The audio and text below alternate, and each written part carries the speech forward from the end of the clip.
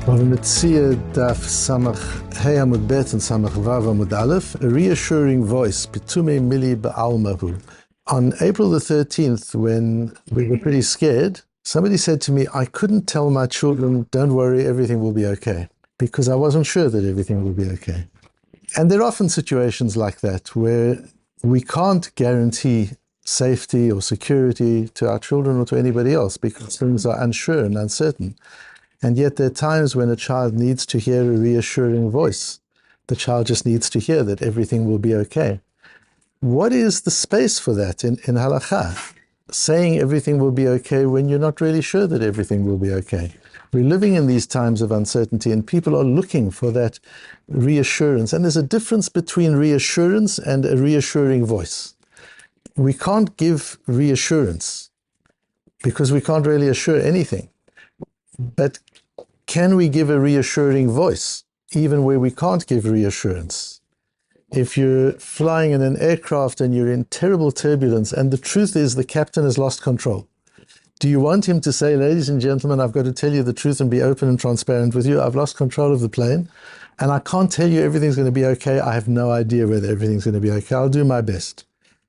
Or do you want the captain to say, I know it's really bumpy. Don't worry, everything's under control. We're going to be okay. There's a time where you want that reassuring voice. So this piece of Gemara opens it up. It's a piece of Gemara that I really only understood last night and this morning in light of a negotiation conversation that I was involved in yesterday morning. And it's just another example of how it's not only the Torah sheds light on life, and that one has to look at life through the lens of the Torah. But as we talked, when we looked at the Chassam Sofer and the Chayei Odom, these people who were so involved in life and using life as a lens through which to understand the Torah, we see this. So there's a fascinating case study in the Gemara that starts at the bottom of Samach Hey Amud Bet and goes on to Samach Vav Amud Aleph, which is how there was a man, Dezavin le ara lechavre, who sold a property to his friend. Shelo ba'achrayut, and he sold it without achrayut. That means there's no recourse in the event that that property is claimed by a legacy creditor of the seller. If the seller had borrowed money and defaulted on a loan 20 years ago, and his property was bonded to that loan, and it's been 20 years, the lender's been looking for this person. Eventually he finds him, and he finds he hasn't got any property, but there is a property that he sold to an innocent buyer, then the halach is he can take that property from the innocent buyer. Now, normally, the innocent buyer would come back to the seller and want his money back because he'd lost the property, at least want his money back. But in this case, it was sold shelo ba'achrayut. The seller said, I'm selling this field to you without recourse. I don't believe there'll be any problem, but if there is a problem, you can't come back to me. He saw that the buyer was sad. The buyer was nervous, he wasn't happy. This is what are you so unhappy about? We've just done a beautiful deal. If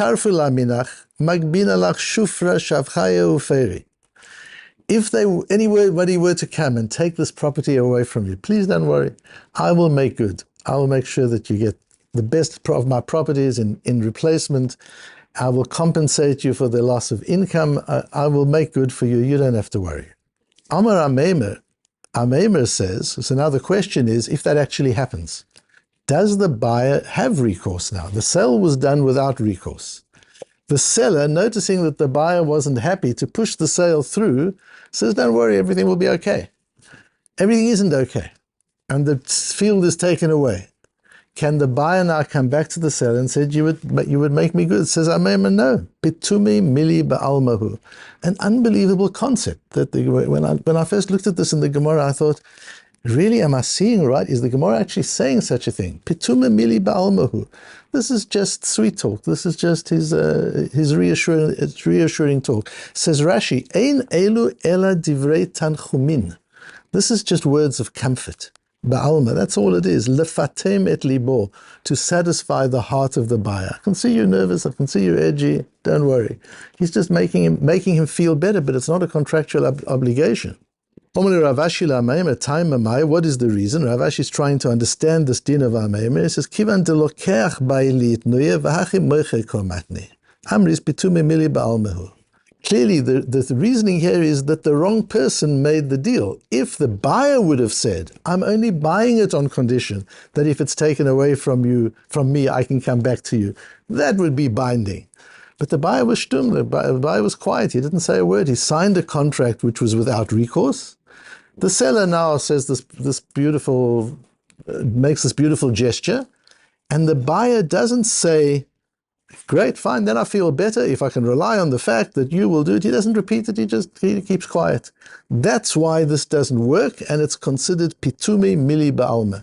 This is just sweet talk, this is just reassuring talk. So there are two parts to understanding this piece of Gemara. The first is the idea of pטומי מילי בעלמא, and the second is the use of context. We discussed the importance of context yesterday.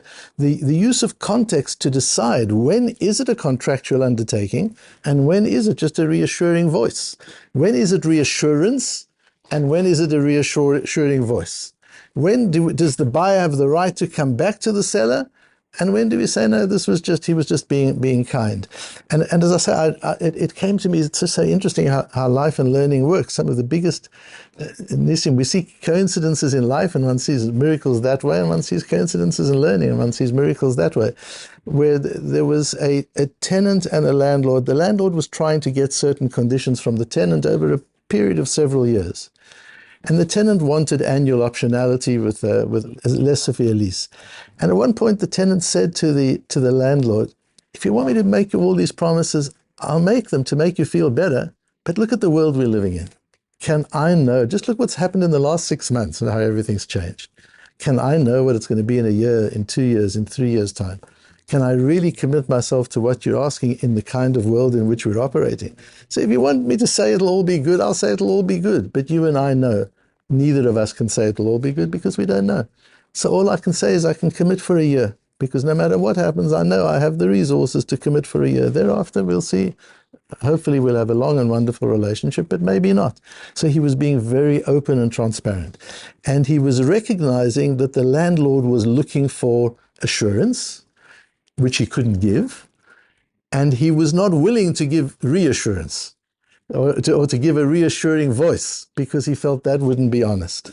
So we look at this and we see, but here there is such a case. He's not criticized. This seller is not criticized by the Gemara for saying something that's untrue, being disingenuous and making an undertaking that you're not going to be able to live by. He's not criticized for that. On the contrary, pטומי מילי בעלמא, we don't hold him to it. We don't penalize him in any way. He's not criticized in any way. On the contrary, if you look at Rashi's wording, it's so beautiful and so interesting. Ein elu ela divrei tanchumim. This is comforting words. Rashi is saying this is a nice thing he's doing. It's not a bad thing that he's doing. Why isn't it a bad thing? Aren't you misleading the person? Aren't you causing the person to rely on something which isn't there? What's this divrei tanchumim? And this led me to the thought that there is understanding, there is space in halakha for a reassuring voice, even when reassurance is not possible. To be able to say to a child on April the 13th, everything's going to be okay. And if the child says, how do you know? Whatever the answer to that is. But it's not even about that. Very often the child won't say, how do you know? Because that's not what the child's looking for. The child knows you can't assure it. You can't give assurance. And you can't even give reassurance. All you can be is a reassuring voice. And sometimes we need that voice. It's the words of tanchumin. It's the words of comfort. When we go to visit a person who's had a loss, we go to a shiva house. Nothing we say can really help. Nothing we say can bring the person back. Nothing we say can really ease the loss. So what's the point of the tanchumim? Why are we doing it? It's divrei tanchumim. Sometimes we just need to hear the voice. We need to hear a confident voice. We need to hear an optimistic voice. In a time when things are down, in a time when people are worried, we need a voice that is optimistic. If everybody goes around with a pessimistic voice, it just becomes a bigger and bigger spiral of self-fulfilling prophecies of pessimism. And that spiral needs to be broken. And one of the ways it's broken is emotionally. This is about energy. This is just an energy that the seller is just putting out, an optimistic energy and saying, don't be so upset. I see you're nervous, you're worried because you're dealing with uncertainty. You're spending all this money on a property and there's a slight possibility that one day you might lose the property and you're finding it difficult to deal with that uncertainty. Don't worry, everything will be okay. And just the hearing, and then he relaxes, the person relaxes, and just hearing that gives him that sense of comfort. So the idea of divrei tanchumim ba'alma, lefatem et libo, just that concept that sometimes we have to communicate, even when we're in the middle of a negotiation. Sometimes the purpose of our communication is to communicate an energy. It's not always contractual terms and conditions that we're communicating. There's another side to it as well. There are times, back to the aircraft example, there are times when you want facts from the pilot. You don't want him to tell you if you're going to, there's a delay. You get upset if he says, don't worry, we'll make up the time. And it's not really true. Sometimes you want facts. You want to know what's really going on. But there are times, and particularly in times of crisis and uncertainty, where you realize nobody has the facts, and you just want a reassuring voice. That's pטומי divrei tanchumin בעלמא לפטם את ליבו. It's called פטומי מילי בעלמא. What's important as one goes through the sugya is to see into how much contextual detail we have to go in order to determine, was this just a reassuring voice or was this reassurance? Was the person undertaking some contractual obligation, or was this just a reassuring voice? It starts with Tosfos and then it develops into the Rosh and other Rishonim. What Tosfos says, what's important here is the window during which this happens. And Tosfos says, Dafka hacha. This is specific in this case study as the Gemara records the case study. Shekvar amdu al sof liknot shelo ba'achrayut. The deal has already been done without recourse. So we're not negotiating at the early stages of the deal. The deal is done, no recourse. And the buyer agreed. But the seller noticed that there was nervousness, there was unhappiness on the buyer's part. He was upset that there was nothing he could do to compel the seller to include recourse and to put into the contract, in the event that it's taken away from you, you can come to me and I'll make good. He was worried that the seller wasn't agreeing to put that in. But he also didn't want to give up on the deal. He really wanted this property, and he would have loved the property without uncertainty. He would have loved the property with recourse, and he couldn't get it with recourse. So he's feeling edgy, he's not feeling good. And that's why in this particular case, this is called pטומי מילי בעלמא, but these are words of reassurance. If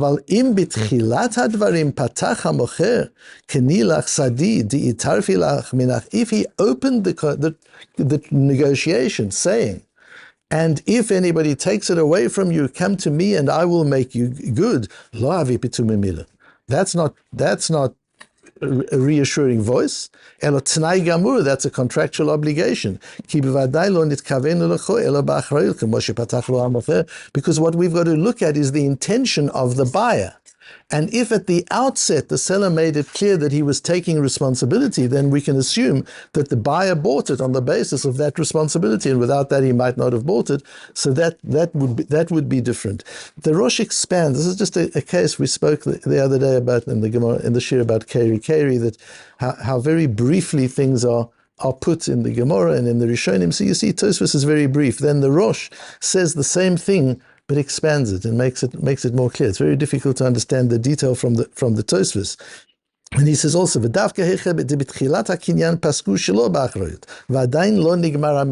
in that window where the deal has been agreed without recourse, but the sale has not been completely concluded. We're still in the process. And the seller now says, don't worry, I'll make it good if there's a problem.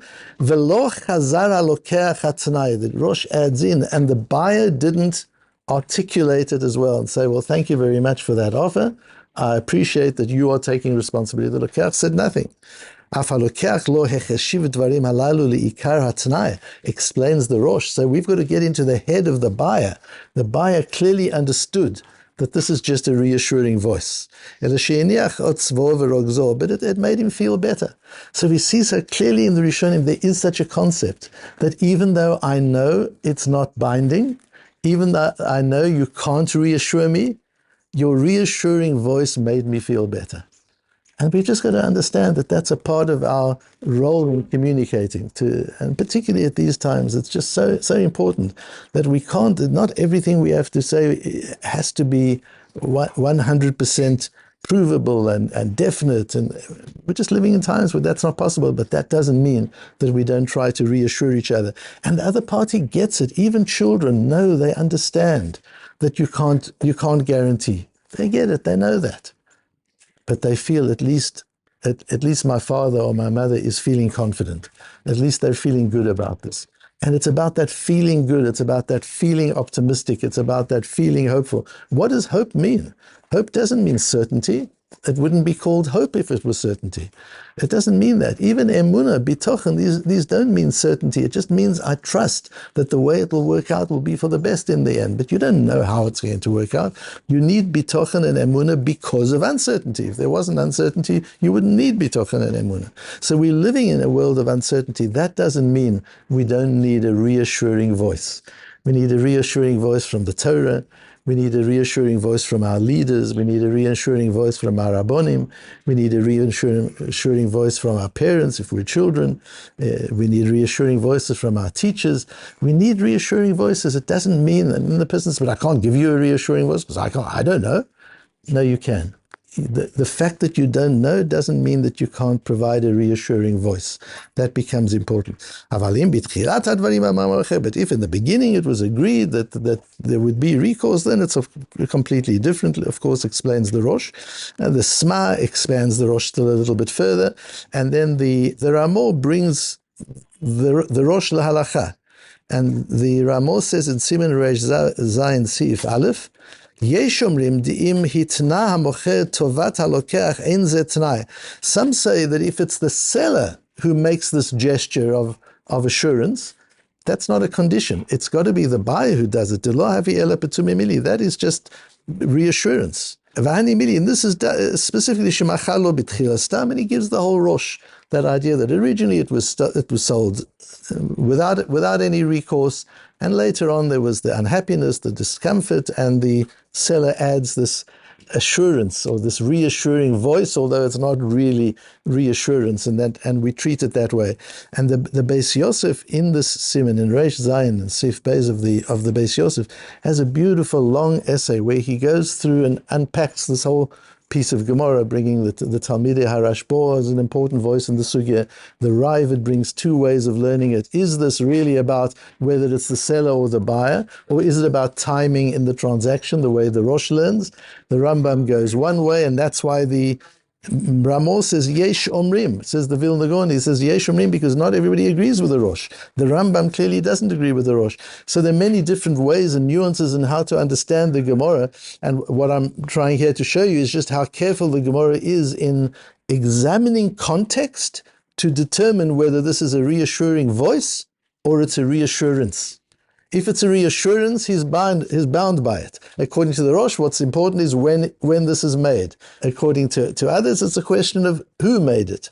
But you've got to look at the context to be able to say, is this just a reassuring voice or is this reassurance? And to understand and appreciate that there is a place in life for a reassuring voice, even when we're not in a position to provide a true assurance.